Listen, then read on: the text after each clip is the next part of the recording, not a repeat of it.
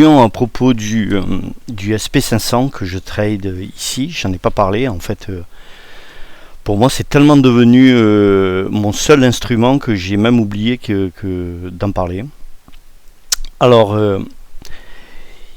théoriquement, d'après les cours, les bonnes pratiques, l'analyse technique, etc., les méthodes sont les mêmes, quel que soit l'instrument, quelle que soit la durée des trades.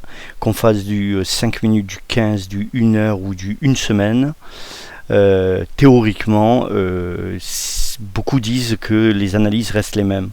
Et donc vous voyez des traders qui en fait s'affichent des fenêtres où ils cherchent les indices sur lesquels il y a le plus de volatilité. Et dès qu'ils voient des trucs qui bougent, ils se jettent dessus en faisant du trade sur n'importe quel indice à n'importe quel moment. Je ne fais pas partie de cette école. Donc pour moi, il n'y a que le SP500. Je ne trade que le SP500. Je ne dis pas que j'ai raison, mais ma philosophie, c'est de dire que je préfère me focaliser à 100% uniquement sur cet indice pour en apprendre toutes les petites réactions qui lui sont peut-être personnelles et qui peut-être sont propres à cet indice-là et moins aux autres ou plus aux autres.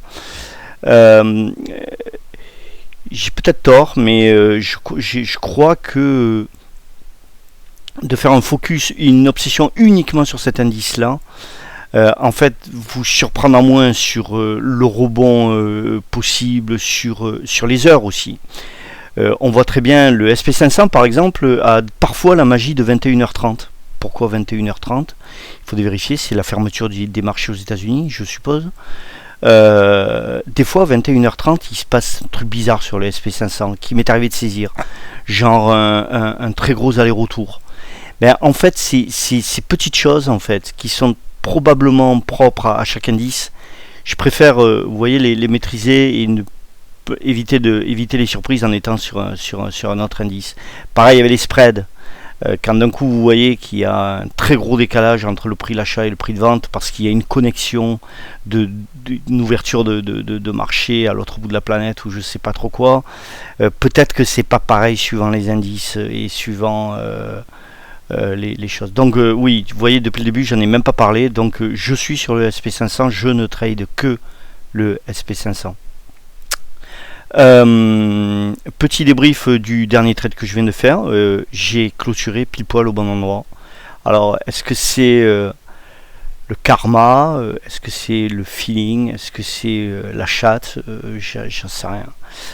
Mais vous voyez, je pense qu'on a plus dans la peau un indice quand on commence vraiment à le connaître par cœur que si on passe indifféremment du DAX au CAC 40, au SP500, au Nasdaq et voire même d'un coup on se fait un indice, l'or, l'argent, le pétrole, etc. Je préfère rester sur mon Nasdaq, sur mon SP500 et ne surtout pas en bouger. Voilà, il serait peut-être possible de refaire une entrée ici. Eh bien vous savez quoi, je vais pas y aller. Ma fameuse règle de ne pas trop tenter le diable. Tôt ou tard il va y avoir une échappée par le haut ou par le bas, mais je préfère ne pas être dedans.